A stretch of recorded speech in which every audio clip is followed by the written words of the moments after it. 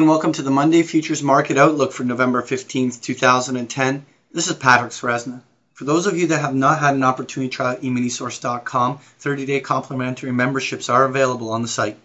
As always, we start off with a weekly chart of the S&P 500 going back 3 decades, and when we plot an 80-week moving average on there, it does a very good job to depict the bull and bear market cycles that we've gone through. Back about a year ago, we crossed bullishly above that 80-week moving average, and we were suggesting that so long as that summer pullback was contained around that 1,000 level on the S&P, that would begin another leg higher in the markets. At this juncture, we've now rallied all the way up to the previous highs of the year, and we still believe that there, after a profit-taking cycle, is room for the market still to make a further advance. When we take a look at that S&P 500 E-mini futures contract on a daily chart, we can see that we've gone through about a 1 week long profit-taking cycle down to about this 1190 level on the downside. This is a critical moment in the market, because if this was just nothing but a 1 week profit-taking cycle that retraced off a much smaller move, then we should actually see the bulls being able to dig in and hold this line, and this whole market should roll up and bullishly break out even up toward the 1240, 1250 area on the S&P. In the same regards, if the market at this juncture breaks below this 1190 level, it would indicate that we're going to go through a much bigger prolonged profit-taking cycle, one that could take even 2, 3, or even 4 weeks in duration to fully play out. If we break below 1190 or the blue box area, we should see within a very short time span testing of all that big consolidation zone in the 1175, 1180 zone, and subsequently over a week or two should see testing even as deep as the 1150 area on the downside. So really use today or the next 2 days and this 1190 level sort of as a pivot. So long as the bulls dig it in and hold it, the window is still open for there to be another substantial rally. But in the same regard, anything that can under the 1190 level can really open that window for a much deeper and fuller profit-taking cycle. Just to review our key points, we are now intermediate bullish with obviously that short-term risk of profit-taking that we've talked about. When we say intermediate bullish, recognize that in the bigger picture, we still are not leaving the secular bear market that we have been in for the last 10 years, but simply recognizing the fact that right now the market naturally wants to continue to gravitate higher over this intermediate period of time. We spent a week selling and unwinding the oversold state of the market, so that 1190 level becomes that pivot that we talked about to determine whether or not it's a short-term buying opportunity off this level or whether or not there's a bigger breakdown. One of the things that you'll see in a moment when we put up the dollar index chart is the fact that the dollar continues to strengthen. And so long as the dollar continues to strengthen, it will pressure the markets, and it will be hard for the markets to continue to rally until this entire dollar index rally has kind of unwound itself. If the bears break that 1190 level, we'll be looking for a move as deep as the 1150 on the downside.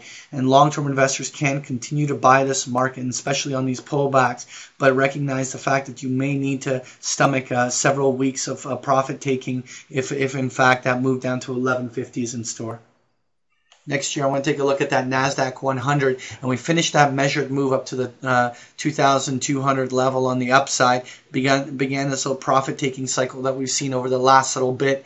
Really, at this stage, we're at the same kind of stage as the S&P. Either it rolls up from here off this flag and bullishly breaks out, creating another move higher, or we consolidate downwards. If we have any break of this level around the 2130 area, it would not only create probably a solid test down into the 2080 level on the downside, but also potentially can retest where this whole last breakout occurred around the 2030, 2050 area down below. Next year, I want to take a look at that US dollar index futures, and this is exactly what we were talking about over the last little leg here, we can see that the dollar index has continuously strengthened right back to the previous highs that it put in back in October. Now, if the dollar index can break above this zone, it's going to create a flagging formation that could zigzag higher, but nonetheless can get right up into that 80, 80 and a half, even potentially 81 on the upside, and work its way higher over the next couple of weeks in doing so. If it did that, that would be the grounds under which the market could very well end up seeing that profit-taking cycle down to the 1150 on the S&Ps. So watch this dollar index. If it continues to strengthen, it will be difficult for that market to rally. Next year, I want to take a look at gold futures, and gold commodities tend to have that inverse relationship to the dollar, and with that dollar strengthening, is really kind of forced gold to finally top out. We were suggesting all along that gold was probably going to do what we call a key top retest. It was either going to double top around the 1380, 1390 level, or shoot up toward the 1400 level on the upside. To kind of do a fake out breakout on the upside and then reverse back down. We now have seen a very strong belt hold reversal candle come in there, which could finally bring in a much deeper profit taking cycle in gold. This would be only further supported by if the US dollar broke on the upside. So if we have a dollar index break on the upside and gold further weaken, we will probably see another retest of that 1320 area on the downside, if not in the bigger picture have testing even as deep as the 1300 or even 1250 areas on the downside. In the bigger picture, this is not a major top in gold. It will be just the beginning of a much needed profit taking cycle and a very prolonged uptrend. Even if we spend a month or two consolidating on gold, we could very well see gold reverse and in the new year begin another robust rally. So we only are intermediate concerned about this trend, and not in any way trying to call a major gold top. Next year, I want to take a look at crude oil, and crude oil reversed the same time as that gold did, and as well as the dollar index broke higher. So all the intermarket relationships taking place in full swing. Crude, we just adjusted that focal point up to the 87.88 to reflect slightly higher than the highs that were put in earlier in the year. But overall, the overhead resistance is now formidable. We would again we would need to see the U.S. dollar start actually selling for crude to continue up toward the 90.91 target on the upside. So long as the dollar index breaks out higher, crude can test all the way down into 83.84 for the first support lines. But in the bigger picture, could theoretically go even as deep as the 80 level. Now, we don't necessarily actually think it has to go that deep. We'll be watching to see whether or not that 83 zone on the downside really can contain all profit-taking cycles on oil.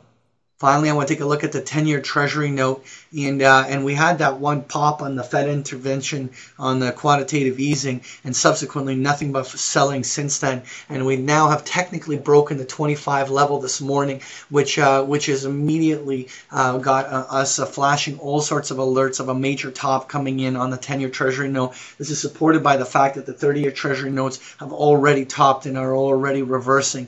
The fact that the bonds are putting in major tops is pretty significant. Bond markets tend to top in advance of the stock markets. So the fact that we're seeing major tops developing on the bonds means that there might be some sector rotation into stocks over the next even couple months. But it would certainly mean that there's a major shift occurring in the marketplace, and one that cannot be ignored. That was your Monday Futures Market Outlook. Thank you for joining me.